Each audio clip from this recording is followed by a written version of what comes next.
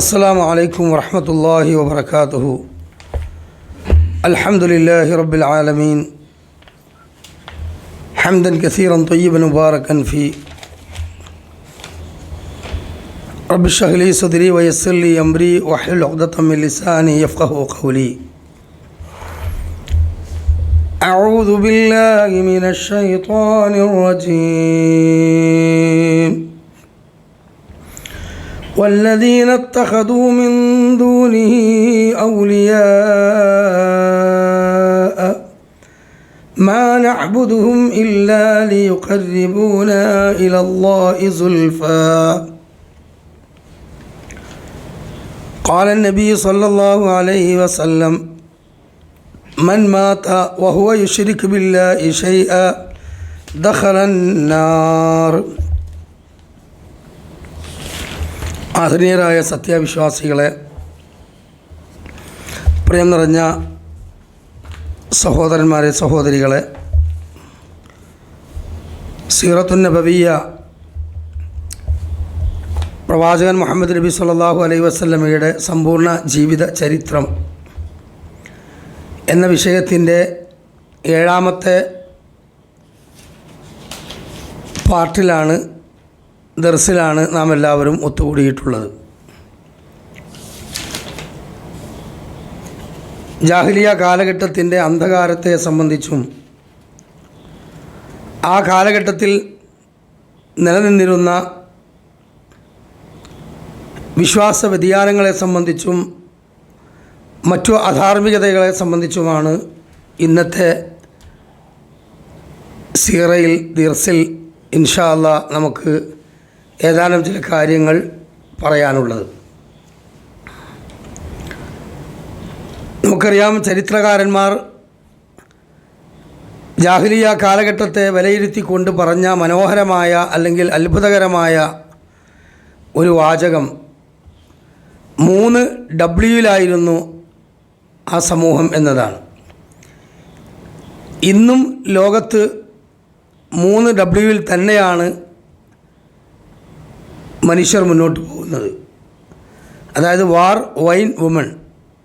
വാർ എന്ന് പറഞ്ഞാൽ യുദ്ധം, വൈൻ എന്ന് പറഞ്ഞാൽ മദ്യം, വുമൺ എന്ന് പറഞ്ഞാൽ പെണ്ണ്.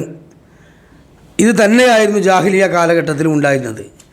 ഞാൻ എന്തിനാണ് അങ്ങനെ 3 ഡബ്ല്യു എന്ന് പറഞ്ഞത് എന്ന് ചോദിച്ചാൽ, പല ആളുകളും പറയാറുണ്ട്, ഇസ്ലാം എന്ന് പറഞ്ഞാൽ അത് കാലോചിതമായൊരു മതമല്ല, മറിച്ച് കുറേ നാടോടികളായി നടന്ന അറബികൾക്ക്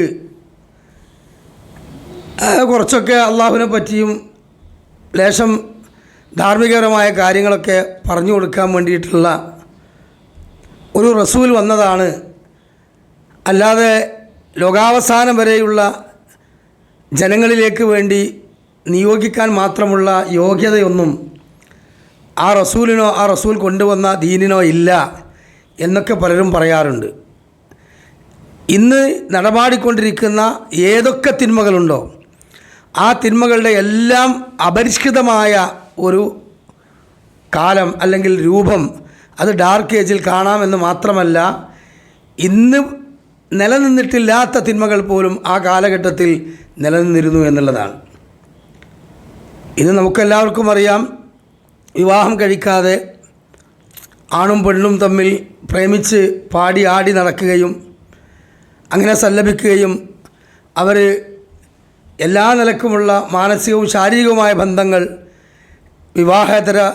വിവാഹത്തിന് മുമ്പ് തന്നെ നടത്തുകയും, എന്നാൽ ഇപ്പോൾ വിവാഹം പോലും വേണ്ട, കാരണം പാറി നടക്കുന്ന പറവകളൊന്നും വേളി കഴിക്കാറില്ല, അതുകൊണ്ട് വിവാഹത്തിൻ്റെ ആവശ്യം തന്നെ ഇല്ല. വിവാഹം എന്നൊക്കെ പറഞ്ഞാൽ ഒരുപാട് ബാധ്യതകളും ഭാരങ്ങളും പ്രയാസങ്ങളൊക്കെ ഉള്ളതാണ്, അതിനൊന്നും താല്പര്യമില്ല എന്നുള്ളതാണ് ഈ ആധുനിക കാലഘട്ടത്തിലെ ട്രെൻഡെങ്കിൽ, ഇതിനോട് സമാനമായ രീതി തന്നെയായിരുന്നു ആ കാലഘട്ടത്തിലും ഉണ്ടായിരുന്നത്. അതിനേക്കാൾ അപകടകരമായ അല്ലെങ്കിൽ വൈകൃതമേറിയ പല നിലക്കുമുള്ള സാംസ്കാരികത ആ കാലഘട്ടത്തിൽ നമുക്ക് കാണാൻ കഴിയും. അപ്പോൾ നമുക്കെല്ലാവർക്കും അറിയാം, സ്ത്രീകളെ അവർ നിലവാരമില്ലാത്തൊരു സമൂഹമായിട്ടാണ് കണ്ടിരുന്നത്. എന്നാൽ റസൂലുള്ളാഹി വന്നതിന് ശേഷമാണ് സ്ത്രീകൾക്ക് അവർ മാന്യതയും അതുപോലെ തന്നെ നിലവാരവും കൊടുത്തത്. ഇന്നമൻ നിസായി ഷക്കായി കുറിച്ചാൽ, പുരുഷൻ്റെ കൂടപ്പിറപ്പാണ് സ്ത്രീ എന്ന ഒരു ബോധം തന്നെ ജാഹിലിയ അറബികൾക്കില്ലായിരുന്നു. അവർക്ക് ആ സംസ്കാരം ഉണ്ടാക്കി കൊടുത്തത് നബി സല്ലല്ലാഹു അലൈഹി വസല്ലമയാണ്. മാത്രമല്ല അവർ ജനിച്ചു വീഴുന്ന പെൺകുട്ടികളെ ജീവനോടുകൂടി കുഴിച്ചു മൂടിയിരുന്ന ആളുകളാണ്. ജീവനോടുകൂടി കുഴിച്ചു മൂടിയിരുന്ന ആളുകളാണ്. അതിൽ ചില ഗോത്രങ്ങൾ വിശുദ്ധ ഖുർആൻ തന്നെ പറയുന്നുണ്ട്, വഇദാ ബുശ്ശിറ അഹദുഹും ബിൽ ഉൻസ വല്ല വജഹു മുസ്വദ്ദൻ വഹുവ ഖദീം.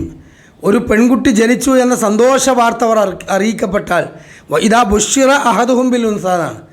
അവിടെ എന്താണ്? സന്തോഷ വാർത്തയാണ് ഖുർആൻ സ്ത്രീയുടെ ജനനത്തെ പറ്റി പറഞ്ഞത്.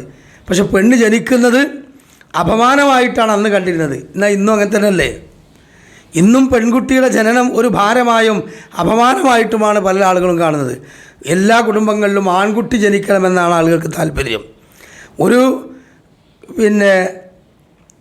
കുടുംബത്തിൽ തന്നെ ഒരുത്തൻ്റെ ഭാര്യ 3 പ്രസവം അടുപ്പിച്ച് ഉണ്ടാകുന്ന പ്രസവത്തിലൊക്കെ പെൺകുട്ടിയാണെങ്കിൽ ആ വീട്ടിൽ തന്നെ ചില ആൾക്കാർ ചോദിക്കും, എന്താണ് ഓനക്കൊരു ആൺകുട്ടിനെ കൊടുത്തുകൂടാ എനിക്ക്? ഇത് ഓലെ കണക്കൂട്ടലിൽ എന്താ ഈ ഗർഭാശയത്തിൽ നിന്ന് ആൺകുട്ടിനെയും പെൺകുട്ടിനെയും ചേർത്തിരിക്കുന്നത് ഈ പെണ്ണ?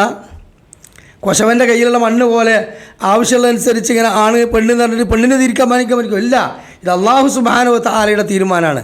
ഇനി മാത്രമല്ല ഈ എന്താ പറയുക, നമ്മുടെ ഈ ലൈംഗിക ശാസ്ത്രം തന്നെ പറയുന്നത് നമുക്ക് പഠിപ്പിച്ചിരുന്നതാണ്, XY ഹോർമോണുകളാണ് മനുഷ്യരുടെ, പുരുഷൻ്റെയും സ്ത്രീയുടെയും ശരീരത്തിലുള്ളത്.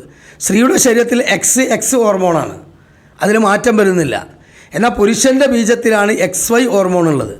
അപ്പോൾ പുരുഷൻ്റെ ഇന്ദ്രിയം സ്ത്രീയുടെ അണ്ഡവുമായി സംയോജിക്കുമ്പോൾ X ഹോർമോണാണ് പ്രവേശിച്ചതെങ്കിൽ അത് സ്ത്രീയാണ്, ശാസ്ത്രം പറയുന്നതാണ്.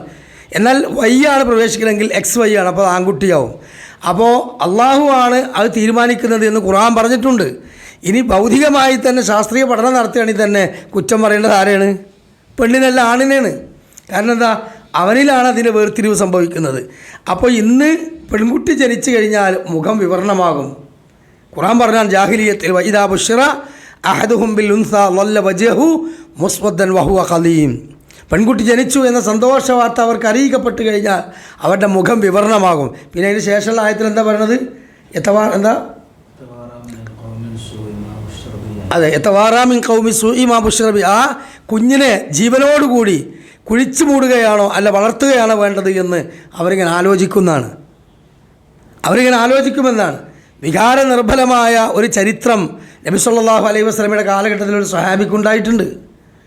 അതായത് വിശുദ്ധ ഖുർആനിലെ ആ സൂറത്ത് എനിക്ക് ഓർമ്മയില്ല, വഇദൽ മൗഊദതു സുഇലത് ബിഅയ്യി ദമ്മിൻ ഖുതിലത് വഇദൽ മൗഊദതു സുഇലത്. ജീവനോടുകൂടി കുഴിച്ചു മൂടപ്പെട്ട ആ കുട്ടിയുടെ വാപ്പയോട്, രക്ഷിതാവിനോട് അല്ലാഹു തആല ചോദിക്കും, ബിഅയ്യി ദമ്മിൻ ഖുതിലത്. ആ കുഞ്ഞിനോട് ചോദിക്കുകയാണ്, മോളെ എന്തിനാണ് നിൻ്റെ വാപ്പ നിന്നെ കുഴിച്ചു മൂടിയത്? ഈ ആയത്തിറങ്ങിയപ്പോൾ ഒരു സ്വഹാബി പള്ളിയിലിരുന്ന് കരയാണ്, വീട്ടിൽ പോകുന്നില്ല. നബി സല്ലല്ലാഹു അലൈഹി വസല്ലമ പല സമയത്തും ആ പള്ളിയിൽ വന്നുമ്പോഴൊക്കെ ഈ സ്വഹാബി അവിടെ ഇരുന്ന് കരയുന്നത് കണ്ട് റസൂലുള്ളാഹി സ്വല്ലല്ലാഹു അലൈഹി വസല്ലമ പിന്നാലെ ചെന്ന് ഷോൾഡർ തട്ടിയിട്ട് ചോദിച്ചു, എന്തിനാണ് സഹോദരാ നീ ഈ രൂപത്തിൽ കരയുന്നത്? അദ്ദേഹം തലയുയർത്തിക്കൊണ്ട് പറഞ്ഞു, നബിയെ ആയത്തിറങ്ങിയിട്ടുണ്ട്, നിരപരാധിയായ പെൺകുട്ടിയോട് അല്ലാഹു തആല ചോദിക്കും, നിൻ്റെ വാപ്പ എന്തിനാണ് നിന്നെ കുഴിച്ചു മൂടിയത് എന്ന്. അതുകൊണ്ടാണ് ഞാൻ കരയുന്നത്. എന്താണെന്ന് ചോദിച്ചു. അപ്പോൾ പറഞ്ഞു, റസൂലേ, എനിക്ക് ജാഹിലിയത്തിൽ ഒരു പെൺകുട്ടി ജനിച്ചു പോയി. എൻ്റെ കുടുംബം മുഴുവനും ആ കുട്ടിയെ കൊല്ലാൻ തീരുമാനിച്ചു. ജീവനോടുകൂടി ഞാൻ കുഴിച്ചു മൂടാൻ തീരുമാനിച്ചു. പക്ഷേ എൻ്റെ ഭാര്യ നിർബന്ധിച്ചു, ഒരിക്കലും കുഴിച്ചു മൂടരുത്. അങ്ങനെ ഞാൻ എൻ്റെ പൊന്നുമോളെ വളർത്തിക്കൊണ്ടുവന്നു. ആ പൊന്നുമോൾ വളർന്ന് വന്നപ്പോൾ ഈ കുട്ടിയെങ്ങാനും പുറത്തിറങ്ങിയാൽ എൻ്റെ കുടുംബത്തിന്, ഞങ്ങളുടെ ഗോത്രത്തിന് നാണക്കേടാണല്ലോ എന്ന് വിചാരിച്ചുകൊണ്ട് എൻ്റെ ഭാര്യയോട് പോലും പറയാതെ ഞാൻ എൻ്റെ കുഞ്ഞുമോളെ കുഴിച്ചു മൂടാൻ തീരുമാനിച്ച് ഒരു യാത്ര പോവുകയാണ് റസൂലേ. അങ്ങനെ വസ്ത്രമണിയിച്ചു കൊടുത്ത് ഞാൻ എൻ്റെ കുഞ്ഞിനെ എടുത്ത് എൻ്റെ കൈ പിടിച്ച് ആ കുഞ്ഞെൻ്റെ കൂടെ നടന്നു വരികയാണ്. അങ്ങനെ ദീർഘമേറിയ ഒരു യാത്രയിൽ ഞാൻ കുറച്ചപ്പുറത്തെത്തി ഒരു മരത്തിൻ്റെ ചുവട്ടിലിരുന്ന് ഞാൻ കുഴി കുത്തുകയാണ്.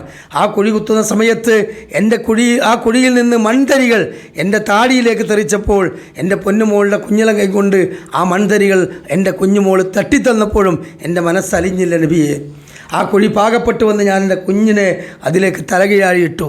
എൻ്റെ മോള് കരഞ്ഞുകൊണ്ട് ഉപ്പാ എന്ന് പറഞ്ഞ് കരഞ്ഞപ്പോഴും ഞാൻ വകവെക്കാതെ മണ്ണിട്ട് മൂടി എൻ്റെ കുഞ്ഞിനെ ഞാൻ ജീവനോടുകൂടി കുഴിച്ചു മൂടിയവനാണ്. നാളെ അള്ളാഹുവിൻ്റെ കോടതിയിൽ എന്തായിരിക്കും എൻ്റെ അവസ്ഥ എന്ന് ആലോചിച്ച് കരഞ്ഞതാണ്. നബി സല്ലല്ലാഹു അലൈഹി വസല്ലമയുടെ കണ്ണുകൾ ഈറനണിഞ്ഞു. റസൂലുള്ളാഹി സ്വല്ലം പറഞ്ഞു, നീ ജാഹിലിയത്തിൽ ചെയ്ത തെറ്റ് നീ ഇസ്ലാം സ്വീകരിച്ചതോടുകൂടി നിനക്ക് അള്ളാഹു പുറത്തു തരും. കാരണം യാഫിറു ദുനൂബ ജമിയ, അള്ളാഹു തആല അങ്ങേയറ്റ പാപങ്ങൾ പൊറുക്കുന്നവനാണ് എന്ന് റസൂലുള്ളാഹി സ്വല്ലം ഓതിക്കൊടുത്ത ഒരു സന്ദർഭം ഈ സമയത്ത് നമ്മൾ മനസ്സിലാക്കണം. നമുക്കൊക്കെ അറിയാം, പിന്നെ ലേബർ റൂമിൻ്റെ മുമ്പിൽ ഭാര്യയുടെ പ്രസവവുമായി ബന്ധപ്പെട്ടുകൊണ്ട് നമ്മുടെ പല ഭർത്താക്കന്മാർ അവരെ കുടുംബങ്ങൾ നിൽക്കും. ആ പെണ്ണിനാണ്ട് കൊണ്ടുപോകുന്നത് മുതൽ പ്രസവം കഴിയുന്നത് വരെ ഇങ്ങനെ കൂട്ടുകുടുങ്ങി പെരിച്ചായിനമാതിരി അങ്ങോട്ടും ഇങ്ങോട്ടും അസ്വസ്ഥനായി നടക്കും. പ്രസവം കഴിഞ്ഞ് സിസ്റ്റർ വന്നിട്ട് ആരാണ് പിന്നെ ഇന്ന സ്ത്രീൻ്റെ പേര് പറയും. അവരുടെ ഭർത്താവ് ആരാ? ഞാനാണ്. കുട്ടി ഭാര്യ പ്രസവിച്ചിട്ടുണ്ട്, പിന്നെ കുട്ടി ആൺകുട്ടിയാണ്, അൽഹംദുലില്ലാ എന്ന് പറയും. കുട്ടി പെൺകുട്ടിയാണ്, അൽഹംദുലില്ലാ, ഒരു ചീഞ്ഞ അൽഹംദുലില്ലാ. അൽഹംദുലില്ലാ എന്ന ആൺകുട്ടിയാകുമ്പോൾ അൽഹംദുലില്ലാ എന്ന് പറഞ്ഞാൽ അതൊരു പ്രത്യേക സ്തുതി. ഒന്ന് അള്ളാഹിനെ സ്തുതിക്കുക, വേറൊന്ന് ശൈത്താനെ സ്തുതിക്കുക. രണ്ടും അള്ളാഹു തരുന്നതാണ്. അപ്പം എന്താ, ഈ കാലഘട്ടത്തിലും അങ്ങനെ തന്നെയാണ് പെൺകുട്ടികളുടെ ജനനം ഒരുതരം അപമാനമായിട്ടും അല്ലെങ്കിൽ ഒരു ഭാരമായിട്ടുമാണ്.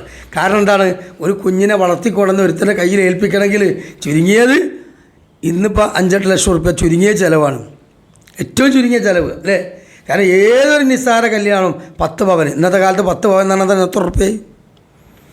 അപ്പോൾ ഈ രൂപത്തിൽ ഭാരമേറിയ ചില സ്ത്രീധനങ്ങളും നാട്ടാചാരങ്ങളും നാട്ടുമാമൂലുകളും കൊണ്ട് പലപ്പോഴും പെൺകുട്ടികളുടെ ജനനം ഒരു പ്രയാസമാണ്. ശരിക്കും ഇസ്ലാമിൽ പെൺകുട്ടി എന്ന് പറഞ്ഞാൽ സത്യത്തിൽ സ്വർഗത്തിലേക്കുള്ള ഒരു ടോക്കനാണ്, നരകത്തിൽ നിന്നുള്ള ഒരു പ്രൊട്ടക്ഷനുമാണ്. നബി സ്വല്ലല്ലാഹു അലൈഹി വസല്ലം പറഞ്ഞല്ലോ, മൻ ആല ജാരിയത്തൈനി ഹത്താ തബ്ലഉന്ന സത്റു മിനന്നാർ. ഒരാൾക്ക് 2 പെൺകുട്ടികളുണ്ടായി. ആ പെൺകുട്ടികളെ അയാൾ പോറ്റി വളർത്തി നല്ല മട്ടത്തിൽ വളർത്തിയിട്ട് ഒരാളെ ഏൽപ്പിച്ചാൽ അവർക്ക് നരകത്തിൽ നിന്നൊരു മറയാണ് എന്ന്. അതേപോലെ തന്നെ നബി സല്ലല്ലാഹു അലൈഹി വസല്ലമ മറ്റു ഹദീസുകളിലും പല നിലക്കും അതിൻ്റെ പോരിശ പറഞ്ഞിട്ടുണ്ട്. അപ്പോൾ ജാഹിലിയ കാലഘട്ടത്തിൽ പെൺകുട്ടികളെ സത്യത്തിൽ കുഴിച്ചു മൂടിയിരുന്ന ഒരു ഭാഗം, മറ്റൊരു ഭാഗത്ത് കേവലം ഉപഭോഗ വസ്തു മാത്രമായിട്ടാണ് ഉപയോഗിച്ചിരുന്നത്. ഇന്നും അങ്ങനെ തന്നെയുള്ളൂ. ഇന്നും സ്ത്രീകൾ ഉപയോഗിക്കുന്നത് എന്തിനാ? ലൈംഗിക താല്പര്യങ്ങൾക്കും പരസ്യ ബോർഡുകളിൽ കയറി നിൽക്കാനും അല്ലേ. എല്ലാ സ്ഥലങ്ങളിലും സ്ത്രീകൾ ഉപയോഗിക്കുന്നതിനാ, പരസ്യത്തിന്, കച്ചവട രംഗത്ത് ഒക്കെ അങ്ങനെ തന്നെ സ്ത്രീകളുടെ സാന്നിധ്യമാണ് കൂടുതൽ. ഏതൊരു ഷോപ്പിംഗ് മാളുകളിലും ഹൈപ്പർ മാർക്കറ്റുകളിലും എവിടെ പോയൊക്കെണ്ടി, കേവലം ഒരു അക്ഷയിലായാലും ഒരു പിന്നെ മൊബൈൽ ഷോപ്പിലായാലും ഫാൻസി എവിടെയും സ്ത്രീകളാണ്. അപ്പോൾ സ്ത്രീ സാന്നിധ്യം വർദ്ധിക്കണം. എന്താണ്, അവർ ഒരു വിൽപ്പന ചരക്കായി മാറ്റിയിരിക്കുകയാണ്. ജാഹിലിയ കാലഘട്ടത്തിൻ്റെ അതേ സംസ്കാരം നമുക്കറിയാം. ജാഹിലിയ കാലഘട്ടത്തിൽ 4 തരത്തിലുള്ള വിവാഹമായി നടന്നിരുന്നത്. ഒന്ന്, നമ്മുടെ നാട്ടിൽ നടക്കുന്ന സാധാരണ ഹലാലായ നിക്കാഹ്, ശരിക്ക് തമ്മിൽ കാണുക, ഇഷ്ടപ്പെടുക, സംസാരിക്കുക, കല്യാണം കഴിക്കുക. അത് ആ മില്ലത്ത് ഇബ്രാഹിം റസൂലുള്ളാഹി സ്വല്ലല്ലാഹു അലൈഹി വസല്ലം വരുന്നതിന് മുമ്പേ അവിടെ ഉണ്ടായിരുന്ന ഹനീഫി മതം എന്ന് പറഞ്ഞില്ലേ, ആ മതം അനുസരിച്ച് കൊണ്ട് ജീവിച്ച ആളുകളൊക്കെ മാന്യമായ നിക്കാഹ് നടത്തിയിരുന്നത്. എന്നാൽ വേറൊരു തരം എന്ന് പറയുന്നത് എന്താണ്, സ്വന്തം ഭാര്യയെ നിക്കാഹ് കഴിഞ്ഞതിന് ശേഷം ഉന്നത കുലജാതൻ്റെ അടുത്തേക്ക് കൊണ്ടുപോയി കൊടുക്കുക കുറച്ച് ദിവസത്തിന്. ഫസ്റ്റത്തെ കുട്ടി ഓൻ്റെതാകണം. എന്തിനാ? ആ കുഞ്ഞിലൂടെ അവൻ്റെ തറവാടിന് ഒരു ഐശ്വര്യം കിട്ടുമെന്നാണ് ഓൻ്റെ വിചാരം. കാരണം ഇവൻ താഴ്ന്ന ആളാണ്, ഇവൻ പാവപ്പെട്ടവനാണ്. അപ്പോൾ ഉന്നത കുലജാതൻ്റെ അടുത്തേക്ക് പോയിട്ട് ആ ഗർഭപാത്രം ഓനക്ക് കുറച്ച് ദിവസം വാടക കൊടുക്കുക. ഇന്ന് അങ്ങനത്തെ ഒരു സംസ്കാരം ഉണ്ടാവും? ഇല്ല. പക്ഷെ ത്വരീഖത്ത് പ്രസ്ഥാനങ്ങളിൽ അത്തരത്തിലുള്ള ചില വഴിവിട്ട ലൈംഗിക ആഭാസങ്ങളുണ്ട് ത്വരീഖത്ത് പ്രസ്ഥാനങ്ങളിൽ. കാരണം എന്താ, ഷെയ്ഖിനെ റബ്ബായി കാണുകയാണ്. ഷെയ്ഖിൻ്റെ മുമ്പിൽ മയ്യത്ത് കിടക്കുന്ന പോലെ കിടക്കണം എന്നാണ് ത്വരീഖത്തുകാർ പഠിപ്പിച്ചു കൊടുക്കുന്നത്. ഷെയ്ഖിൻ്റെ മുമ്പിൽ ഒരുത്ത മയ്യത്ത് കിടക്കും, മയ്യത്തിന് പ്രതികരണ ശേഷിയില്ലല്ലോ. അപ്പോൾ ഷെയ്ഖ് പറയാണ്, കല്യാണം കഴിഞ്ഞു അൽഹംദുലില്ലാ 4 ദിവസം ഇവിടെ കൊണ്ടുവന്നിട്ടുള്ള ആയത്തുള്ള റൂഹുല്ല ഖുമൈനി എന്ന് പറയുന്ന ആ ഇറാനിൻ്റെ പ്രസിഡൻറ്റിൻ്റെ ഒരു ഡയറി കുറിപ്പ്, അതിൻ്റെ അയാളെ ജീവിത ചരിത്രം, അയാളുടെ ഒരു ഏറ്റവും അടുത്ത കൊട്ടാരത്തിൽ ബന്ധപ്പെട്ട് ജീവിച്ച ഒരുത്തൻ പിന്നീട് ഷിയായിസം വിട്ടപ്പോൾ എഴുതിയ ഒരു ഡയറി കുറിപ്പിൽ വന്നൊരു കാര്യം ഒരു ഓർമ്മയുണ്ട്. അതിൽ അദ്ദേഹം പറഞ്ഞെന്താരോ, ഇദ്ദേഹം ഒരു പദയാത്ര നടത്തി, പ്രസിഡൻ്റായ സമയത്ത് ഒരു പദയാത്ര നടത്തിയല്ലോ. ആ യാത്രക്കിടയിൽ അയാളെ ഒരു ബൊക്ക ഏന്തി ഒരു പെൺകുട്ടി സ്വീകരിച്ചു. എത്ര വയസ്സ് കയറിയോ? 3 വയസ്സുള്ളൊരു പിഞ്ചു പൈതൽ, ഒരു നല്ല അഴകാർന്ന കാണാൻ ഭംഗിയുള്ളൊരു ചെറിയ കുട്ടി. ആ കുട്ടിയുടെ രക്ഷിതാക്കളോട് പിന്നെ ഖുമൈനി പറഞ്ഞത്ര എന്ത്, അതിനെ എനിക്ക് വേണം. ഷിയാക്കൾ കൊടുക്കൂല, കാരണം പടച്ചോനല്ലേ ചോദിക്കണത്, റൂഹുല്ലല്ലേ ഇവരെ പ്രകാരം. ഇതാരാണ്? ഇവരുടെ അള്ളാഹുവിൻ്റെ പ്രതിപുരുഷന്മാരാണ് ഷിയാക്കളുടെ നേതാക്കന്മാർ. അപ്പോൾ അള്ളാഹ് ചോദിക്കണം, അള്ളാഹ് ചോദിച്ചാൽ കൊടുക്കണ്ടേ? അപ്പോൾ ഖുമൈനിക്ക് കൊടുത്തു എന്നാണ്. എന്നിട്ട് അയാൾ പറയുകയാണ്, അയാൾ പ്രൈവറ്റ് സെക്രട്ടറി പെട്ട ഒരാളാണ്, അയാൾ പറയുകയാണ് ആ കുട്ടിയെ കൊണ്ടുപോയതിന് ശേഷം അന്ന് രാത്രി ആ പിഞ്ചു പൈതലിൻ്റെ കരച്ചിൽ അദ്ദേഹം കേട്ടു എന്നാണ്. എത്ര വൃത്തികെട്ട മനസ്സാണ് ഇവർക്കുള്ളത്. 3 വയസ്സുള്ളൊരു കുട്ടിയെ ആ രൂപത്തിൽ ഇയാളുടെ താല്പര്യത്തിന് വേണ്ടി എന്ത് ചെയ്തു എന്ന് അല്ലാഹു ആലം. ആ കുഞ്ഞിൻ്റെ കരച്ചിൽ ഞാൻ കേട്ടു എന്ന് അദ്ദേഹം എഴുതുകയാണ്. അപ്പോൾ ഇത് ത്വരീഖത്തുകാരിലുണ്ട്. അപ്പോൾ ഈ ജാഹിലിയ കാലഘട്ടത്തിൽ ഈ സംസ്കാരം എന്താണ്? ഉന്നത കുലജാതൻ്റെ അടുത്തേക്ക് കൊടുത്തേക്കുക.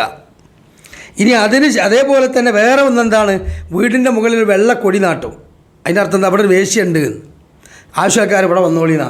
അങ്ങനെ ആ വീട്ടിൽ 10ഓളം ആളുകൾ ആ പെണ്ണിനെ സമീപിച്ചാൽ അതിനിടയിൽ ഗർഭിണി ആയാൽ എന്ത് ചെയ്യും? ഉടനെ നാട്ടുകൂട്ടം എന്ന് പറഞ്ഞൊരു സംഗതിൻ്റെ അവിടെ നാട്ടുകൂട്ടം വിളിച്ചു ചേർക്കും. എന്നിട്ട് നമ്മളെ ഈ കൈരേഖാശാസ്ത്രം പോലെ കാലിൻ്റെ മടമ്പ് നോക്കിയിട്ട് പിന്നെ ആരാണ് ഈ കുഞ്ഞിൻ്റെ വാപ്പ എന്ന് കണ്ടെത്തുന്ന ഒരു ശാസ്ത്രം അവിടെ ഉണ്ടായിരുന്നു അന്നത്തെ കാലത്ത്.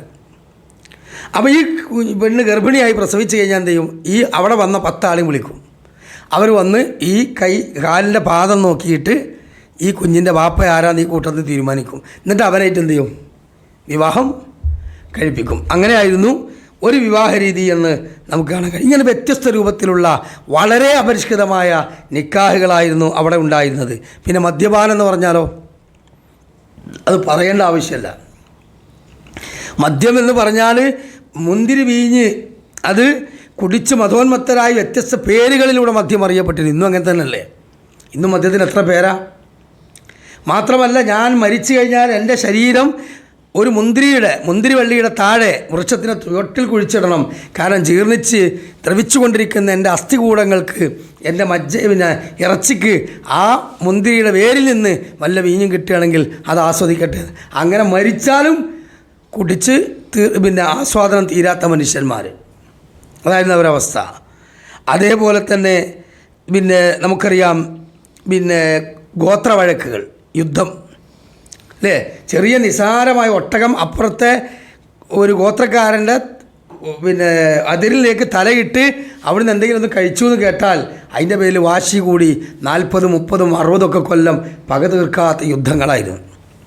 ഇന്നും അങ്ങനെ തന്നെയാണല്ലോ. അന്ന് ഗോത്രങ്ങളാണെങ്കിൽ ഇന്ന് രാജ്യങ്ങളാണ് പരസ്പരം യുദ്ധം നടക്കുന്നത്. അതാണ് ഞാൻ പറഞ്ഞ 3W: വാർ, വൈൻ, വുമൺ. അല്ലോ, വാർ, വൈൻ, വുമൺ. ഇന്നും അത് തന്നെയാണ്. പിന്നെ പലിശയോ? ഇന്ന് ലോകാടിസ്ഥാനത്തിൽ പലിശ എത്രയാണ്? ചൂതാട്ടവും പലിശയും അന്ന് ഉണ്ടായിരുന്നു. 3-ാം അധ്യായം സൂറത്ത് ആൽ ഇംറാൻ്റെ 103-ാമത്തെ ആയത്ത് മുതൽ ഏകദേശം മൊബൈൽ നാട്ടി ആൽ ഇംറാനിലെ 102 മുതലുള്ള ആയത്ത് ശരീഫിന് ഓർമ്മയുണ്ട്. അതായത് യാ അയ്യുഹല്ലദീന ആമനൂ ഇത്തഖുല്ലാഹ ഹഖ്ക തുഖാതി വലാ തമൂതുന്ന ഇല്ലാ വഅൻതും മുസ്ലിമൂൻ അല്ലേ? പിന്നെ അവിടെ നിന്ന് കിട്ടുന്ന വഅ്തസിമു ബിഹി ഹബിലില്ലാഹി ജമീഅൻ വലാ തഫറഖൂ. അവിടെ നിങ്ങളുടെ ഏകദേശം ഒരു 105 ആയത്ത് വരെ ആ ജാഹിലിയ കാലഘട്ടത്തിൽ അല്ലാഹു തആല അവർക്ക് ഹിദായത്ത് കൊടുത്തതിനെ പറ്റിയാണ് പറയുന്നത്. ആ മൊബൈലൊന്നും ഉണ്ടോ? 103-ാം അധ്യായം സൂറത്ത് ആൽ ഇംറാനിലെ 103 മുതൽ ഒന്ന് ആയത്ത് ഓതിയിട്ട് നമ്മൾ അർത്ഥം പറയാണ്. വളരെ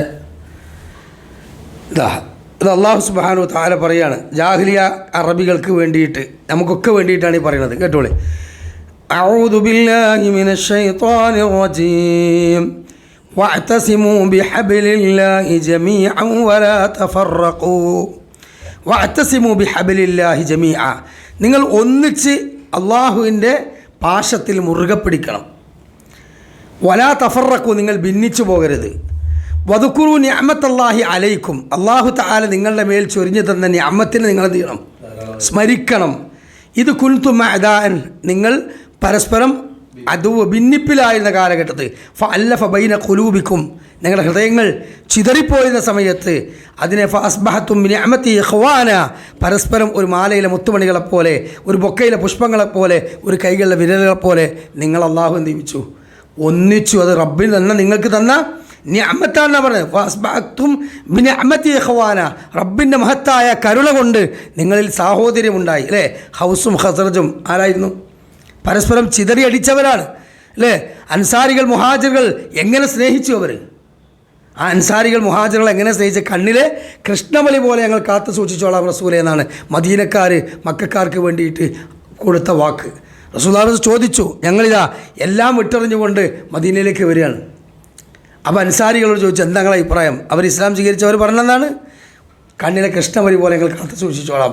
ഭാര്യമാർ 2-ൽ കൂടുതലുള്ളവർ തൊലാക്ക് ചൊല്ലി, എന്നിട്ട് അവർക്ക് വേണ്ടി ഭാര്യമാരില്ലാത്തവർക്ക് വിവാഹം ചെയ്തു കൊടുത്തു. കച്ചവടത്തിൽ അവർക്ക് പങ്കാളിത്തം കൊടുത്തു, വീടുകൾ കൊടുത്തു, അങ്ങനെ എല്ലാം അവർ പങ്ക് ചെയ്തു. അതാണ് അല്ലാഹു തആല പറയുന്നത് ഇഖ്വാന. എന്നിട്ട് പിന്നെ പറയാണ് വകുൻതും അലാ ശഫാ ഹുഫ്റത്തിൻ മിനന്നാർ.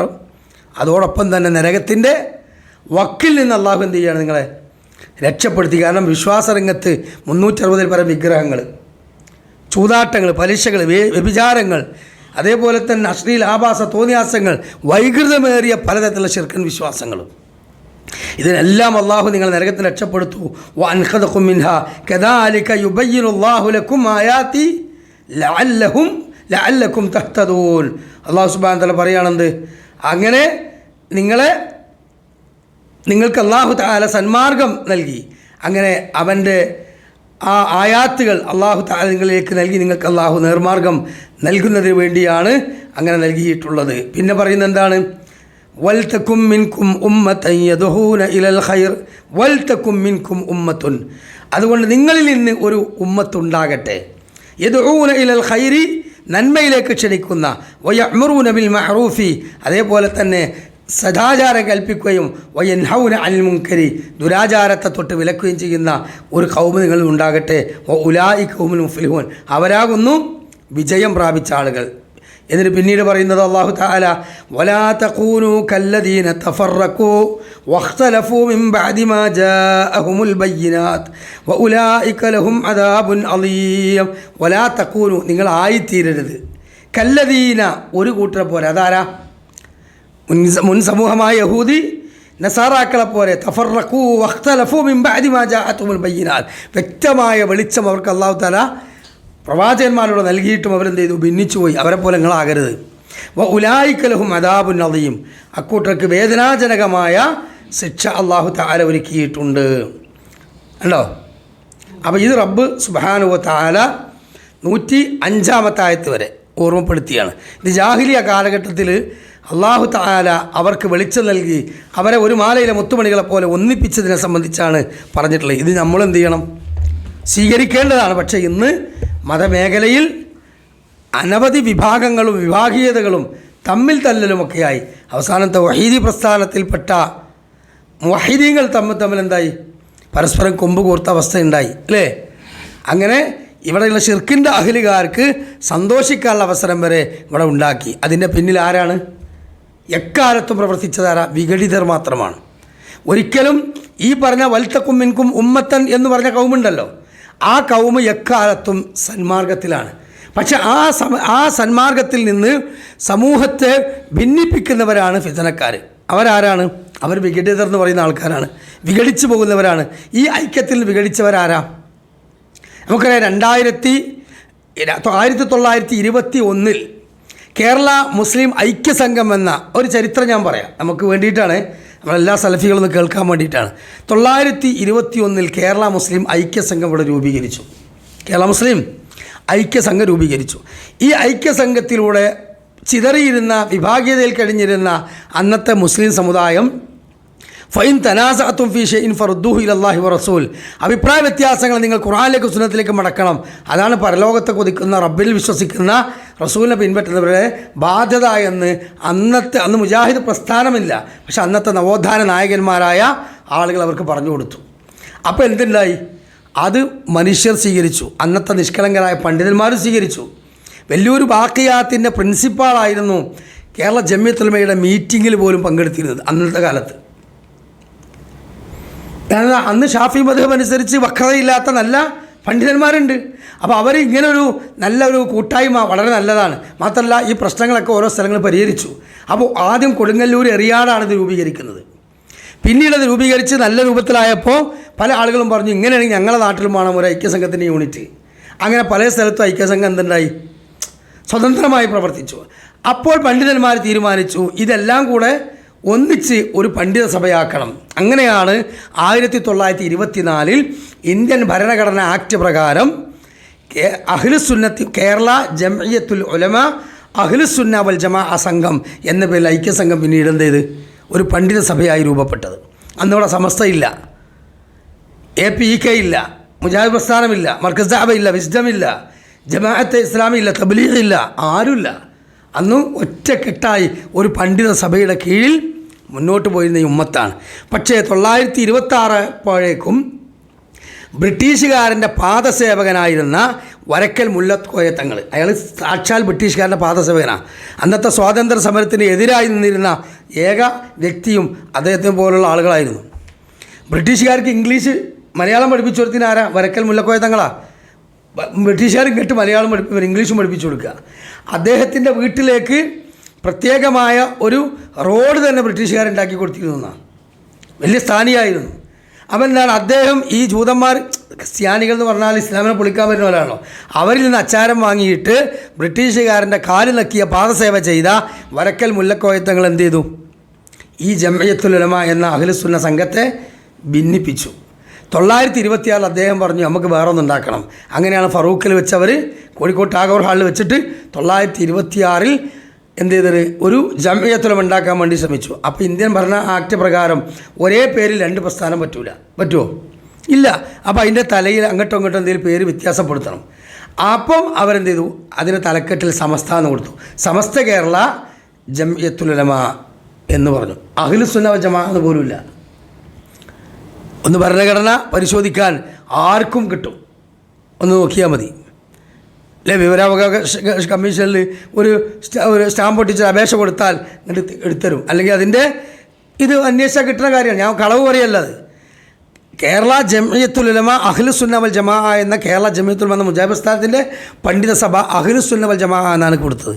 ഇവരോ സമസ്ത കേരള ജംഇയ്യത്തുൽ ഉലമ. കഴിഞ്ഞു. അഹ്ലുസുന്ന വൽ ജമാഅ അല്ല. പക്ഷെ ഇന്ന് അഹ്ലുസുന്ന വൽ ജമാഅൻ്റെ ആൾക്കാർ ഞങ്ങളാണെന്ന് പറഞ്ഞിട്ട് സുന്നത്തമായത്ത് പുട്ടിന് തേങ്ങണമാര് അനങ്ങിയ ശ്വാസം പോയി അപ്പം പറയും സുന്നത്തമായത്തിലേക്ക് മടങ്ങുക. എന്ത് സുന്നത്തമായത്ത്?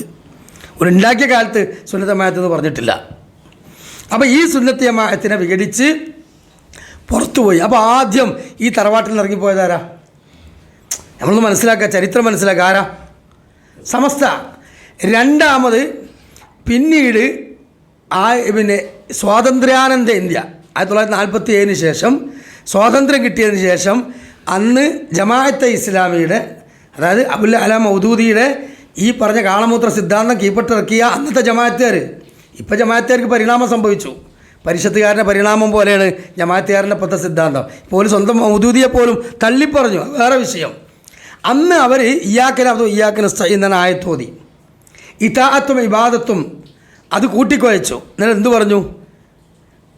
അമുസ്ലിങ്ങളായ രാജ്യം ഭരിക്കുന്നവരെ പിന്തുണക്കാൻ പാടില്ല, സ്വാതന്ത്ര്യ സമരത്തിന് വേണ്ടി നാം കോൺഗ്രസിന് കൂടെ കൂടാൻ പാടില്ല, സ്വാതന്ത്ര്യ സമരത്തിന് 1000 വട്ടം ശാപം എന്ന് പറഞ്ഞ ആൾക്കാരാണ് അവർ. അതേപോലെ തന്നെ വോട്ട് ചെയ്യൽ ശിർക്കാന്ന് പറഞ്ഞ ആൾക്കാരാണ്. ഇന്ന് ഒരു സ്ഥാനാർത്ഥിയായി പഞ്ചായത്തിലും അതുപോലെ മുനിസിപ്പാലിറ്റിയിലും അതുപോലെ തന്നെ ലോകസഭയിലും നിയമസഭയിലൊക്കെ മത്സരിക്കുന്നവർക്ക് പിന്തുണ കൊടുത്ത് അങ്ങനെ നടക്കുകയാണ് നാടുകളെ. അപ്പോൾ ഒരു കാലത്ത് ഇതിൽ നിന്ന് ആയത്തോതി നമ്മൾ ചെയ്യണമൊക്കെ ശിർക്കാന്ന് പറഞ്ഞാൽ എന്ത് പോയി? രണ്ടാമത് പേര് ഇറങ്ങിപ്പോയി ഒരു പ്രസ്ഥാനമായിട്ട്. പിന്നെ ഇതിൻ്റെ ഇടയിൽ ഒരു പ്രസ്ഥാനമല്ലെങ്കിലും CN അഹമ്മദ് മൗലവിയെ പോലുള്ള ആളുകൾ മുഅസ്സത്തുകളെ നിഷേധിച്ചുകൊണ്ട് അഭിപ്രായ വ്യത്യാസം ഉണ്ടായപ്പോൾ എന്ത് ചെയ്തു? ഓലും ഇതിൻ്റെ ഇടയിൽ ഇറങ്ങിപ്പോയി. പിന്നീട് ഒരു പ്രസ്ഥാനമായി രൂപാന്തരപ്പെട്ട് വന്നത് പിന്നീടാണെങ്കിലും അന്ന് ഇറങ്ങിപ്പോയ ആളാണ് ആര്? ഒരുപാട് കാലം ഇതിനു വേണ്ടി വാദപ്രതിവാദവും തൗഹീദ് ഖണ്ഡന മണ്ഡലങ്ങൾ നടത്തിയ ആളാണ് ചേകന്നൂർ മൗലവി. അയാൾ പിന്നീട് ഖുർആൻ സൊസൈറ്റി എന്ന് പറഞ്ഞിട്ട് പോയി. കാലങ്ങൾക്ക് ശേഷം 2002 ആയപ്പോഴേക്ക് എന്തുണ്ടായി? കുറേ ആളുകൾ ബുദ്ധിക്കനുസരിച്ച് കൊണ്ട് ഹദീസുകളെ വ്യാഖ്യാനിക്കണം.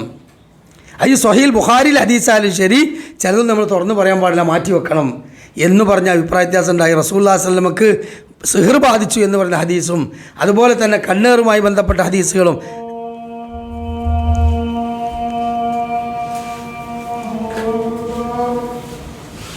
സഹോദരങ്ങളെ സൂചിപ്പിച്ചു വന്നത്, സ്വഹീൽ ബുഖാരിയിൽ വന്ന ഹദീസുകൾ പോലും വിമർശന വിധേയമായ ഹദീസാണ് എന്ന് പറഞ്ഞുകൊണ്ട് ലേഖനം എഴുതുകയും അങ്ങനെ ഒരു ഹദീസ് നിഷേധ പ്രവണത കടന്നു വരികയും ചെയ്തു. സത്യത്തിൽ അബ്ദുസ്സലാം സുല്ലമി മരണപ്പെട്ടു പോയി. ആ വ്യക്തിയുടെ പിൻതലമുറക്കാരായിട്ടാണ് യഥാർത്ഥത്തിൽ മർക്കസ് ദഅവക്കാർ പൂർണ്ണമായി രംഗത്ത് വന്നത്. അപ്പോൾ അബ്ദുസ്സലാം സുല്ലമി, ഈ സി എൻ അതുപോലെ തന്നെ ചേകന്നൂർ, ഇതൊക്കെ ഇതിനകത്തുണ്ടായിരുന്ന ആളുകൾ തന്നെയാണ്. പക്ഷേ ഇതിനകത്തുള്ള കാലഘട്ടത്തിൽ അവർക്ക് ഇത്തരത്തിലുള്ള ചിതറിയ അഭിപ്രായങ്ങളും ചിന്തകളും ഒക്കെ ഉണ്ടെങ്കിലും അവർ ചിലപ്പോൾ ലേഖനമായിട്ട് ചില പുസ്തകങ്ങളായിട്ടൊക്കെ അത് അവതരിപ്പിച്ചിട്ടുണ്ടെങ്കിലും ഒരു പ്രസ്ഥാനത്തിൻ്റെ നിലപാടായിട്ട് അതാരും സ്വീകരിച്ചിരുന്നില്ല. അതുകൊണ്ടാണ് പഴയ പുസ്തകങ്ങളിലുള്ള എന്തുദ്ധരണികൾ ആര് വായിച്ചാലും നമുക്ക് വളരെ എളുപ്പത്തിൽ മറുപടി പറയാൻ പറ്റും. എന്താ, നിങ്ങളുടെ പുസ്തകത്തിൽ അങ്ങനെ ഉണ്ടല്ലോ, നിങ്ങളുടെ പുസ്തകത്തിൽ ഇങ്ങനെ ഉണ്ടല്ലോ എന്നൊക്കെ പറയും. ശരിയാണ്. ഒരു വലിയ പ്രസ്ഥാനമാകുമ്പോൾ ആ പ്രസ്ഥാനം രൂപപ്പെട്ട് വന്നത് എങ്ങനെയാണ്? പ്രത്യേകമായിട്ട് ഫാമിലെ കോഴിക്കൾ ഉണ്ടാക്കുന്ന മാതിരി പ്രത്യേകം ക്വാളിറ്റി ഉള്ള കുറേ ആൾക്കാരുണ്ടാക്കിയതല്ല. ഇതിങ്ങനെ ഇപ്പോൾ കെ മൗലവി എന്ന് പറഞ്ഞാൽ കാത്തി മുഹമ്മദ് മൗലവീന, കാത്തിബ് എന്ന് പറഞ്ഞാൽ ചാലകത്ത് കുഞ്ഞു മുഹമ്മദ് ഹാജി സാഹിബിൻ്റെ എഴുത്തുകാരനായിരുന്നു അദ്ദേഹം. അപ്പോൾ ഇന്നത്തെ സമസ്തക്കാരിത് ഉദ്ധരിക്കാറുണ്ട്. അതൊക്കെ സത്യത്തിൽ എന്താണ്, അന്ന് ആ കാലഘട്ടത്തിൽ നിന്ന് പല സമസ്തയിൽ, അന്ന് സമസ്ത എന്നില്ല, അന്നത്തെ ആളുകൾ രൂപപ്പെട്ട് വന്നിട്ടാണ് എന്തുണ്ടാകുന്നത്, കേരള ജമിയത്തുലമയും പിന്നീട് ഇസ്ലാം പ്രസ്ഥാനമൊക്കെ രൂപപ്പെട്ട് വരുന്നത്. അപ്പോൾ ആ രൂപത്തിലുള്ള അഭിപ്രായ വ്യത്യാസങ്ങളും ചില നിഷേധ ചിന്തകളൊക്കെ പലരിലും ഉണ്ടായെങ്കിലും അതൊന്നും ഒരു പ്രസ്ഥാനത്തിൻ്റെ ലേബിളിൽ ഒരു ആദർശമായ ഐഡിയോളജി ആയിട്ട് പറയാൻ അനുവദിച്ചിരുന്നില്ല. എന്നാൽ അത്തരത്തിൽ പറഞ്ഞാൽ തന്നെ അതിന് ഗണനമായ ലേഖനങ്ങളും മറുപടി പുസ്തകങ്ങളൊക്കെ അപ്പം തന്നെ എഴുതാറുമുണ്ട്. പക്ഷേ ഇദ്ദേഹം സലാഹുലമെ പോലുള്ള ആളുകൾ ഈ ഹദീസ് നിഷേധ ചന്ത അത് ചെലവഴിക്കാൻ ഒരു പ്ലാറ്റ്ഫോം കാത്തിരിക്കുകയായിരുന്നു.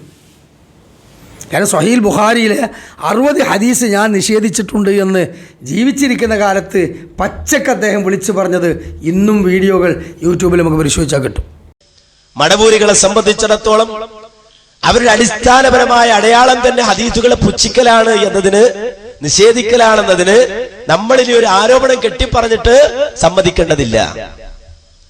നേരെ മറിച്ച് തുറന്നവര് പറഞ്ഞു.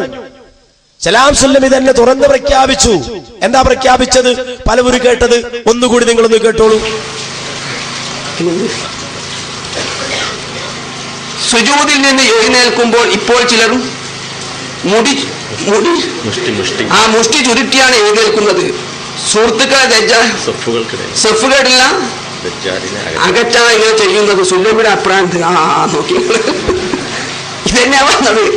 ഞാൻ 60 ഹദീസ് ലൈഫാക്കിയിട്ട് മുജാഹിദ് എന്തെങ്കിലും നഷ്ടപ്പെട്ടുള്ള സുന്നത്ത്, നിങ്ങൾ 60 ഹദീസ് ലൈഫാക്കിനെ പറയില്ലാതെ കൂട്ടം ഞാൻ ഒരു ഹദീസ് ലൈഫാക്കിയോണ്ട് മുജാഹിദ് പ്രസ്ഥാനം വിശ്വസിച്ചു പോകുന്ന ഏത് വിശ്വാസത്തിനെ നഷ്ടം സംഭവിച്ചത്, ഏത് സുന്നത്തെ അവർക്ക് നഷ്ടപ്പെട്ടത്? ബുഹാരിയുടെ ഹദീസിനെ കുറിച്ചാണ് അദ്ദേഹം പറയുന്നത്. ഞാൻ ഇമാം ബുഹാരി ഉദ്ധരിച്ച അദ്ദേഹത്തിന്റെ സ്വഹീഹിലെ 60 ഹദീസ് ദുർബലാക്കിയിട്ട് അതുകൊണ്ട് മുജാഹിദികൾക്ക് എന്ത് നഷ്ടം സംഭവിച്ചെന്ന് അദ്ദേഹം ചോദിക്കുന്നത്. 1-2 വട്ടം അദ്ദേഹം അതേ ഗാസറ്റിൽ തന്നെ ആ വിവരം ആവർത്തിക്കുന്നുണ്ട്. പച്ചക്ക് പറഞ്ഞ മനുഷ്യനാണ്. അപ്പോൾ ആ വ്യക്തി അന്നുണ്ടല്ലോ ഇതിനുള്ളിൽ. പക്ഷേ അദ്ദേഹത്തെ അങ്ങനെ ഹദീസ് നിഷേധി, ഇഖ്വാനി, സുറൂറി അല്ലെങ്കിൽ അഭിനവ ചേകന്നൂരി എന്നും പറഞ്ഞിട്ട് എന്തേ സൈഡാക്കാഞ്ഞു? അങ്ങനത്തെ സിസ്റ്റം ഇസ്ലാമിലില്ല. ആ സിസ്റ്റം ഇസ്ലാം പ്രസ്ഥാനത്തിലുമില്ല. കാരണം എന്താ അറിയോ, റസൂലുള്ളാഹി സ്വല്ലല്ലാഹു അലൈഹി കാലഘട്ടത്തിൽ അബ്ദുല്ലാഹി ഇബ്നു ഉബയ്യ് സലൂൽ എന്ന മുനാഫിക്ക് ഉണ്ടായിരുന്നു. പല മുനാഫിക്കുകളുണ്ടായിരുന്നു. ഇസ്ലാമിൻ്റെ ഭദ്രതയ്ക്ക് തുരങ്കം വെക്കുന്ന പല ചതിയും കുതന്ത്രങ്ങളും നടത്തിയിരുന്ന ആളുകളിൽപ്പെട്ട ആളുകളാണ് ഇവർ. മാത്രമല്ല അവർ നരകത്തിൻ്റെ ഏറ്റവും അടിത്തട്ടിൽ ഉള്ള ആളുകളുമാണ്. പക്ഷെ അവരെ മരിക്കുന്നത് വരെ നബി സല്ലല്ലാഹു അലൈഹി വസല്ലമ പബ്ലിക്കിൽ പരിചയപ്പെടുത്തിയോ? ഇല്ല, പബ്ലിക്കിൽ പരിചയപ്പെടുത്തിയിട്ടേ ഇല്ല. ഹുദൈഫത്തുൽ യമാനി റളിയല്ലാഹു അൻഹു എന്ന റസൂലുള്ളാഹി സ്വല്ലല്ലാഹു അലൈഹി വസല്ലമയുടെ പ്രൈവറ്റ് സെക്രട്ടറി, അദ്ദേഹത്തിന് മാത്രമായിരുന്നു മദീനയിൽ എത്ര മുനാഫിക്കലുണ്ട് എന്ന് റസൂലുള്ളാഹി സ്വല്ലല്ലാഹു അലൈഹി വസല്ലം പറഞ്ഞു കൊടുത്തത്. അത് അദ്ദേഹം ഒരിക്കൽ പോലും ഒരാളോട് പങ്കുവച്ചിട്ടില്ല. പക്ഷേ ദീർഘവീക്ഷണമുള്ള കൂർമ്മബുദ്ധിയുള്ള സ്വഹാബികൾ റസൂലുള്ളാഹി സ്വല്ലല്ലാഹു അലൈഹി വസല്ലം വഫാത്തിന് ശേഷം മദീനയിൽ മരിച്ചു കഴിഞ്ഞാൽ ഹുദൈഫത്തുൽ യമാനി റളിയല്ലാഹു അൻഹു അദ്ദേഹം മയ്യത്ത് നിസ്കരിക്കണില്ലെങ്കിൽ സ്വഹാബികൾ മാറിക്കും. അങ്ങനെയായിരുന്നു. ഉമർ റളിയല്ലാഹു അൻഹു ഒരിക്കൽ ചെന്നിട്ട് ചോദിക്കുകയാണ്, താങ്കളോട് റസൂലുള്ളാഹി സ്വല്ലല്ലാഹു അലൈഹി വസല്ലം മുനാഫിക്കുകളുടെ ലിസ്റ്റ് പറഞ്ഞു തന്നിട്ടുണ്ട്, അതെനിക്കൊന്ന് പറഞ്ഞു തരാമോ എന്ന് ചോദിച്ചു. അദ്ദേഹം പറഞ്ഞു, അത് രഹസ്യമാണ്, ഞാൻ പറഞ്ഞു തരൂല എന്ന്. അവസാനം ചോദിച്ചു, ഞാൻ ആ ലിസ്റ്റിലുണ്ടെങ്കിൽ അത് ഞാൻ ഉണ്ടോ അല്ല എനിക്ക് അറിഞ്ഞാൽ മതിയെന്ന്. ആരായി ചോദിക്കുന്നത്? സ്വർഗാവകാശിയായ ഇനിയൊരു റസൂൽ വരാനുണ്ടെങ്കിൽ അത് ഖലീഫ ഉമറായിരിക്കും എന്ന് റസൂൽ സ്വല്ലല്ലാഹു നാവിലൂടെ പറഞ്ഞ അത്രയും വലിയ മഹാന. ഓല് വരെ ഭയപ്പെടുകയാണെന്ത്, റസൂൽ തന്നെ മുനാഫികളുടെ ലിസ്റ്റിൽ എൻ്റെ പേരുണ്ടോ? താങ്കളുടെ പേരില്ല. അപ്പോൾ അങ്ങനെയുള്ള മുനാഫിക്ക് എന്ന് പറഞ്ഞാൽ അബ്ദുല്ലാഹി ഇബ്നു സലൂലിനെ പറ്റി വേറൊരു സംഭവം കൂടെ ഉണ്ട്. ചരിത്രങ്ങൾ പറയുന്നത് എന്താണോ, താരീഖുകളിൽ അദ്ദേഹം വീട്ടിനുള്ളിൽ ലാത്തയുടെ വിഗ്രഹം വെച്ച് ആരാധന നടത്തിയത് മനുഷ്യനാണ്. റസൂലുള്ളാഹിന്റെ പള്ളിയിൽ ഒന്നാമത്തെ സഫിലുണ്ടാവും. അപ്പോൾ പിന്നെ നമ്മളെ ഹൊസങ്കടി സംവാദത്തിൽ പേരോട് ചോദിക്കുന്ന ചോദ്യമുണ്ട്. ലാ ഇലാഹ ഇല്ലല്ലാഹ് എന്ന ഷഹാദത്ത് കലിമ ചൊല്ലിയ സ്വഹാബികളിൽ ഒരു മുശ്രിക്കിൻ്റെ പേര് പറയാൻ പറ്റുമോ? അതിന് സക്കീർ സലാഹി റഹ്മത്തുള്ളാഹി അന്ന് പറഞ്ഞ മറുപടി, റസൂലുള്ളാഹിന്റെ കാലത്ത് മുശ്രിക്ക് ഉണ്ടാവും, മുശ്രിക്ക് എന്ന് പറഞ്ഞാൽ ഓ സ്വഹാബി ആവുമോ എന്ന് ചോദിച്ചാണ്ട് പോയതാ. അല്ല, റസൂലുള്ളാഹിന്റെ കാലത്ത് സ്വഹാബി തന്നെ മുശ്രിക്ക് ഉണ്ടായിരുന്നു. അതാരാ? അബ്ദുല്ലാഹി ഇബ്നു യസൂൽ എന്ന മുനാഫിക്ക് മുശ്രിക്കും കൂടിയാണ്. കാരണം ലാത്തയുടെ വിഗ്രഹം വെച്ച് ആരാധിച്ചിരുന്നു ചരിത്രം പറയുന്നത്. അപ്പോൾ പച്ച മുശ്രിക്കാണ് അയാൾ. പക്ഷേ ഷഹാദത്ത് കലിമ ചൊല്ലി റസൂലിൻ്റെ കൂടെ കൂടിയിട്ട് ഒരു ദിവസമെങ്കിലും ഇസ്ലാമിക സൊസൈറ്റിയിൽ അദ്ദേഹത്തെ മാറ്റി നിർത്തിയോ? അയാളെ മുശ്രിക്ക മുനാഫിക്ക മാറിക്കില്ല. ചരിത്രങ്ങൾ പറയുന്നത് എന്താണോ, താരീഖുകളിൽ അദ്ദേഹം വീട്ടിനുള്ളിൽ ലാത്തയുടെ വിഗ്രഹം വെച്ച് ആരാധന നടത്തിയത് മനുഷ്യനാണ്. റസൂലുള്ളാഹിന്റെ പള്ളിയിൽ ഒന്നാമത്തെ സഫിലുണ്ടാവും. അപ്പോൾ പിന്നെ നമ്മളെ ഹൊസങ്കടി സംവാദത്തിൽ പേരോട് ചോദിക്കുന്ന ചോദ്യമുണ്ട്. ലാ ഇലാഹ ഇല്ലല്ലാഹ് എന്ന ഷഹാദത്ത് കലിമ ചൊല്ലിയ സ്വഹാബികളിൽ ഒരു മുശ്രിക്കിൻ്റെ പേര് പറയാൻ പറ്റുമോ? അതിന് സക്കീർ സലാഹി റഹ്മത്തുള്ളാഹി അന്ന് പറഞ്ഞ മറുപടി, റസൂലുള്ളാഹിന്റെ കാലത്ത് മുശ്രിക്ക് ഉണ്ടാവും, മുശ്രിക്ക് എന്ന് പറഞ്ഞാൽ ഓ സ്വഹാബി ആവുമോ എന്ന് ചോദിച്ചാണ്ട് പോയതാ. അല്ല, റസൂലുള്ളാഹിന്റെ കാലത്ത് സ്വഹാബി തന്നെ മുശ്രിക്ക് ഉണ്ടായിരുന്നു. അതാരാ? അബ്ദുല്ലാഹി ഇബ്നു യസൂൽ എന്ന മുനാഫിക്ക് മുശ്രിക്കും കൂടിയാണ്. കാരണം ലാത്തയുടെ വിഗ്രഹം വെച്ച് ആരാധിച്ചിരുന്നു ചരിത്രം പറയുന്നത്. അപ്പോൾ പച്ച മുശ്രിക്കാണ് അയാൾ. പക്ഷേ ഷഹാദത്ത് കലിമ ചൊല്ലി റസൂലിൻ്റെ കൂടെ കൂടിയിട്ട് ഒരു ദിവസമെങ്കിലും ഇസ്ലാമിക സൊസൈറ്റിയിൽ അദ്ദേഹത്തെ മാറ്റി നിർത്തിയോ? അയാളെ മുശ്രിക്ക മുനാഫിക്ക മാറിക്കില്ല. മരണപ്പെട്ടപ്പോൾ അദ്ദേഹത്തിൻ്റെ മകൻ മുസ്ലിമായ മകൻ വന്നിട്ട് റസൂലിനോട് ചോദിക്കുകയാണ്, നബിയെ, എൻ്റെ വാപ്പാൻ്റെ ശരീരം പൊതിയാൻ നിങ്ങൾ ഉപയോഗിക്കുന്ന വസ്ത്രം തരുമെന്ന്. കാരണം അദ്ദേഹം നരകാവകാശിയാണ്, മുനാഫിക്കാണെന്നൊന്നും ആർക്കും അറിയില്ല, മകന് പോലും അറിയില്ല. റസൂലുള്ളാഹി സ്വല്ലല്ലാഹു അലൈഹി വസല്ലം അത് കൊടുത്തു എന്നാണ് താരീഖുകൾ പറയുന്നത്. എത്രത്തോളം സ്വഹിയായ സംഭവമാണെന്ന് എനിക്കറിയില്ല. അപ്പോൾ അത്രത്തോളം ഇസ്ലാമിൻ്റെ ആ ഒരു ഐക്യത്തെ കാത്തു സൂക്ഷിച്ച റസൂലുള്ളാഹി സ്വല്ലല്ലാഹു അലൈഹി വസല്ലം ഒന്ന് ആലോചിച്ച് നോക്ക്. റസൂലുള്ളാഹി സ്വല്ലല്ലാഹു അലൈഹി വസല്ലം ഇരിക്കുന്ന കാലത്ത് ഒരാൾ ഇസ്ലാമെന്ന് ഡിസ്മിസ് ചെയ്താൽ, സസ്പെൻഡ് ചെയ്താൽ എന്തുണ്ടാവും? ശത്രുക്കൾ പറഞ്ഞു നടക്കും അല്ലേ? മുഹമ്മദിൻ്റെ കൂട്ടത്തിൽ തന്നെ കാഫിർ മുശ്രിക്കാക്കൽ തുടങ്ങി. റസൂലുള്ളാഹി സ്വല്ലല്ലാഹു അലൈഹി വസല്ലം കാലത്ത് റസൂൽ ചെയ്തിട്ടില്ല. അതാണ് ഇസ്ലാമിൻ്റെ സുന്ദരമായ മുഖം. അതാണ് ഇസ്ലാഹി പ്രസ്ഥാനത്തിൻ്റെ തറവാടിത്തമുള്ള ജമിയത്തുൽ മുഖം. അങ്ങനെ ഒരാളെയും കാഫിർ മുശ്രിക്ക് എന്നും പറഞ്ഞ് പുറത്താക്കുന്ന പരിപാടിയില്ല. അവരോട് പ്രമാണം പറഞ്ഞു കൊടുക്കും. അതുതന്നെയാണ് മർക്കസ് ദഅവക്കാർക്ക് സംഭവിച്ചത്. മർക്കസ് ദഅവക്കാർ അഭിപ്രായ വ്യത്യാസം അത് ഉടലെടുക്കാൻ തുടങ്ങി, ഫിത്തനകളുണ്ടായി, അവരെ വിളിച്ചു ചേർത്തു, അവർ അഭിപ്രായങ്ങൾ ചോദിച്ചു, പ്രബന്ധം കൊടുത്തു, തിരിച്ചങ്ങോട്ട് അവർക്ക് പഠിപ്പിച്ചു കൊടുത്തു, രണ്ട് കൂട്ടരെയും പ്രബന്ധം കൈമാറി.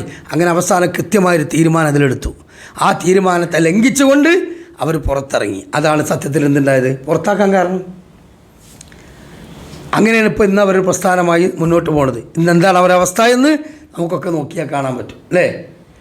അതേപോലെ തന്നെ വീണ്ടും ഈ തറവാടിൽ നിന്ന് ആദർശവുമായി മുന്നോട്ട് പോയി. മാഷാ അല്ലാഹ് 10 കൊല്ലം അജയ്യമായ പോരാട്ടമായിരുന്നു. സമ്മേളനങ്ങളും വലിയ പ്രഭാഷണങ്ങളും സാൽവേഷനുകളും ഒക്കെയായിട്ട് അൽഹംദുലില്ലാഹ് അതിൻ്റെ ഉള്ള യുവത്വ നിരകൾ ഉജ്ജ്വലമായി ഈ പ്രസ്ഥാനം കൊണ്ടുവരുന്നു.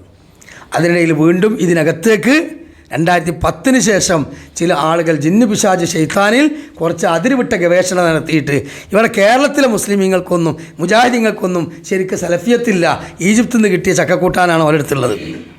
യഥാർത്ഥ സലഫിയത്ത് സൗദിയിൽ നിന്നാണ്, കുവൈത്തിൽ നിന്നാണ്, മറ്റോടത്തുനിന്നൊക്കെ പറഞ്ഞിട്ട് എന്ത് ചെയ്തു, അവിടെ പോയി കുറച്ച് പഠിച്ച ആൾക്കാരും അവിടുന്ന് ഇത് തലി കയറ്റിയ ആൾക്കാരും. അതിൻ്റെ അർത്ഥം സൗദി അറേബ്യയിലെ പിന്നെ ആദർശം മാർഗം അത് സലഫി മനഹജ് അല്ലാതും അത് വേറെ എന്തോ പ്രത്യേക വേറെ പേച്ച മനഹജാന്ന അർത്ഥത്തിലല്ല കേട്ടോ പറഞ്ഞത്.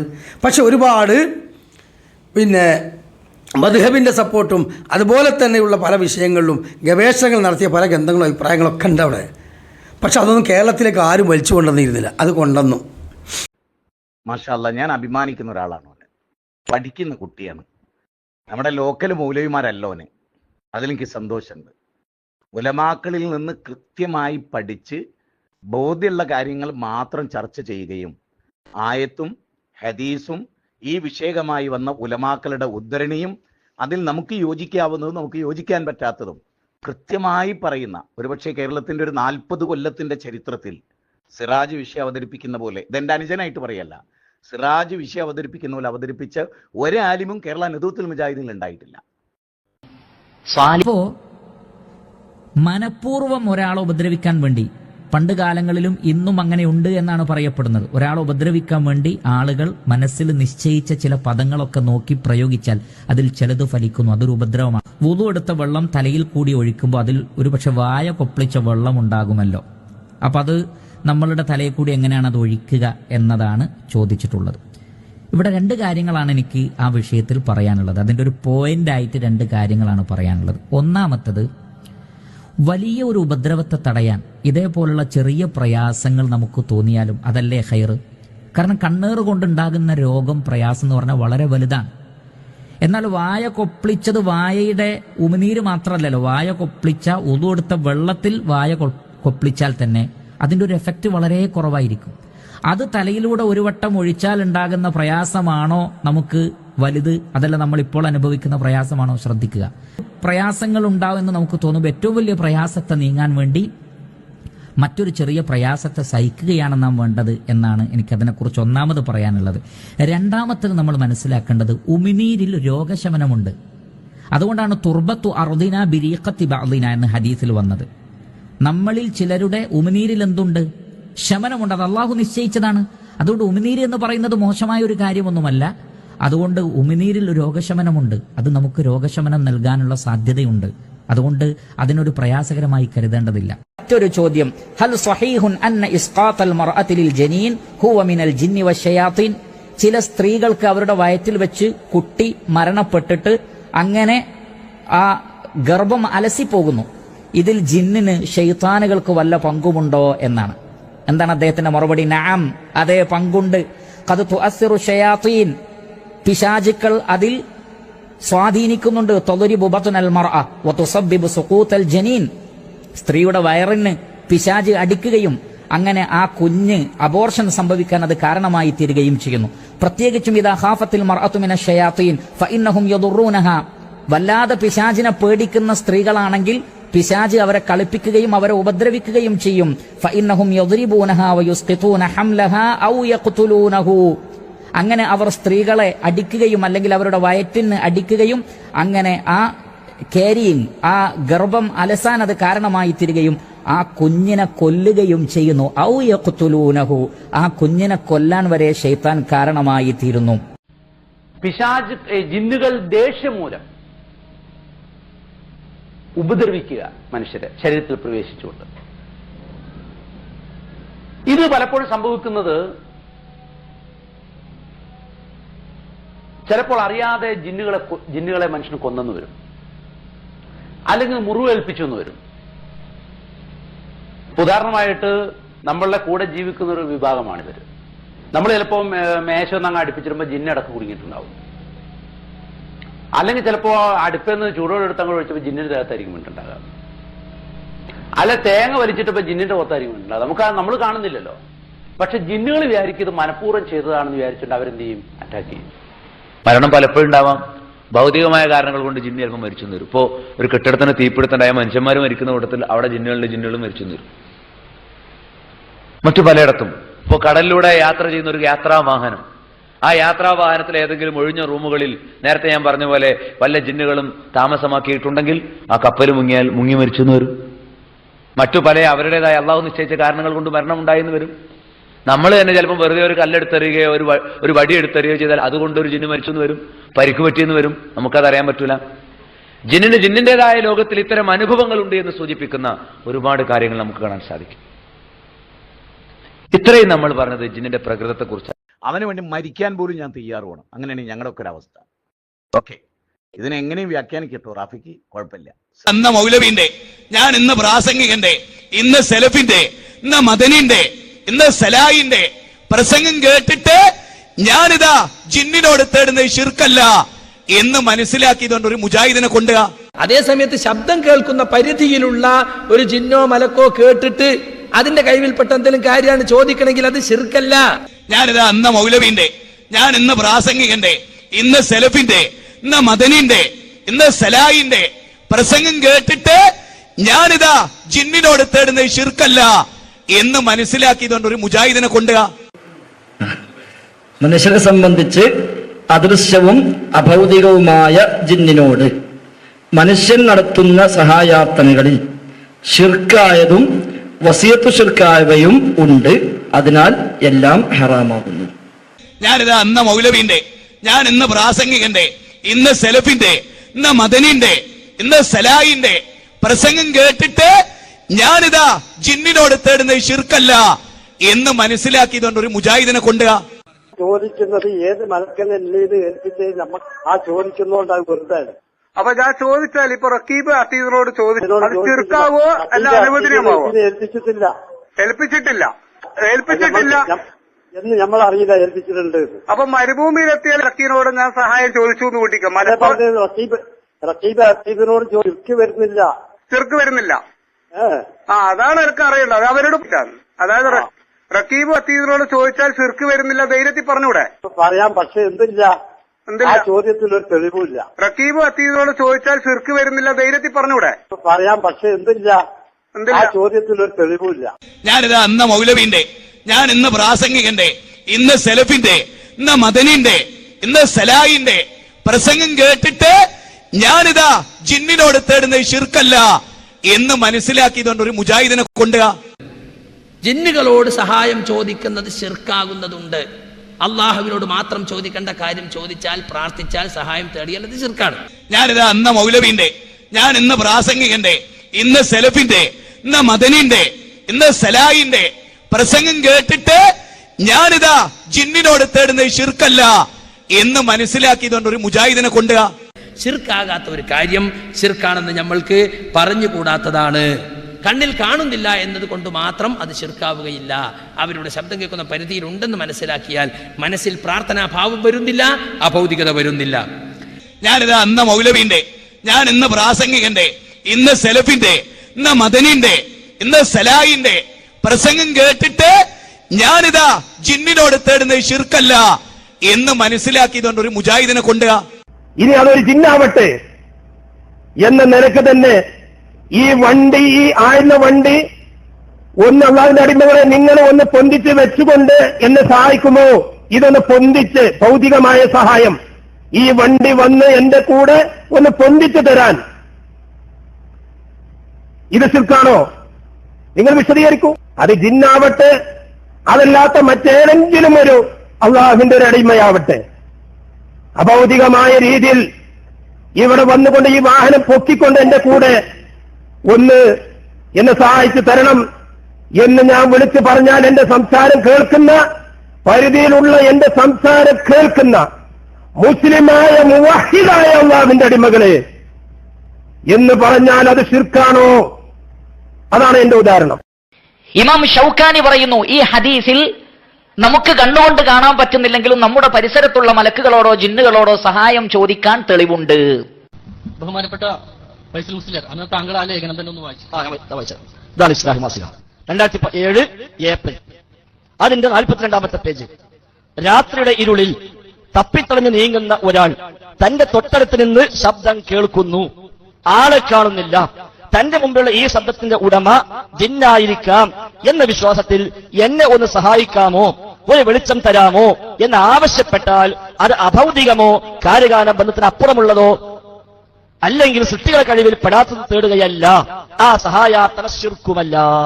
അബ്ദുൽ ജബ്ബാർ മൗലവി എന്താണോ എഴുതിയത് 100% ശരിയാണ്. അതാണ് ആദ്യം ചെയ്യേണ്ടത്. 2012 ഒരു തൗഹീദ്, 2013 വേറെ തൗഹീദ്. എവിടുന്നാണ് നിങ്ങൾ വരുന്നത്? ഞങ്ങൾ പറഞ്ഞല്ലോ, എന്താ നിങ്ങൾ എഴുതാത്ത വാദം? നിങ്ങളുടെ വാദത്തിന് ഞങ്ങൾ ഗണ്ണിച്ചു.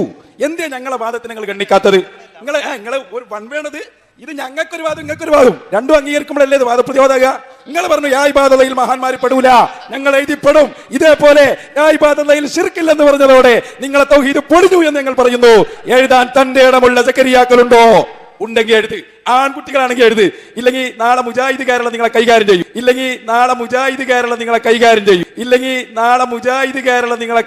ചെയ്യും. നിങ്ങളോടാ ചോദിച്ചത്. സക്കരിയ സുലൈം ഇതാ 2 പുസ്തകവും ഞങ്ങൾ എടുത്തു. അബ്ദുൽ ഹക്ക് സുല്ലമിയുടെ പുസ്തകം എടുത്തു, അൽമനാർ. അതുപോലെ തന്നെ നിങ്ങളെ ഇസ്ലാഹം എടുത്തു. ഇത് രണ്ടും പറയുന്നത് പരസ്പര വിരുദ്ധമാണ്. പിന്നെ കൊണ്ടുവന്നതെന്ന് മാത്രമല്ല, അതിൽ എന്തുണ്ടാക്കി? ഈ പറഞ്ഞ ചികിത്സകൾ, റുഖിയത്ത് ശർഇയ്യ എന്ന് പറഞ്ഞാൽ സത്യത്തിൽ എന്താണ്? ഈ റുഖിയ ശർഇയ്യ എന്ന് പറഞ്ഞ പേര് കേൾക്കലിനെ തുടങ്ങിയെന്നാ 2012 ശേഷമാണ് പല മുജാഹിദുകൾ അല്ലേ. അതിന് മുമ്പ് റുഖിയ ശർഇയ്യ എന്ന പേരുണ്ടോ? കേൾക്കലില്ല. എന്നാൽ ഇസ്ലാമിൽ റുഖിയ ശർഇയ്യ എന്ന് പറഞ്ഞാൽ ശർഇയിൽ അനുവദിക്കപ്പെട്ട രൂപത്തിൽ മന്ത്രിക്കുക എന്നതിൻ്റെ അർത്ഥം. അപ്പോൾ രോഗശമന പ്രാർത്ഥന എന്ന വളരെ സുന്ദരമായ വളരെ ലളിതമായ ഏതൊരാൾക്കും കൈകാര്യം ചെയ്യാൻ പറ്റുന്ന ഒരു സംഗതി എന്താക്കി, അത് റുഖ്യത്തു ശർഇയ്യ എന്നൊരു പേരും കൊടുത്തിട്ട് അത് ഭയങ്കര സംഭവമാക്കി. അപ്പോൾ എന്തായി, അത് ഒറ്റയ്ക്ക് ചെയ്യാൻ പറ്റില്ല, അത് വേറെ ആൾ ചെയ്ത് കൊടുക്കണം എന്നായി. പിന്നെ പറഞ്ഞു ഷെയ്ത്താൻ ശരീരത്തിൽ പ്രവേശിക്കുന്ന ഹദീസിലുണ്ട്, ഖുർആനിലുണ്ട്, ഒരു സംശയമില്ല.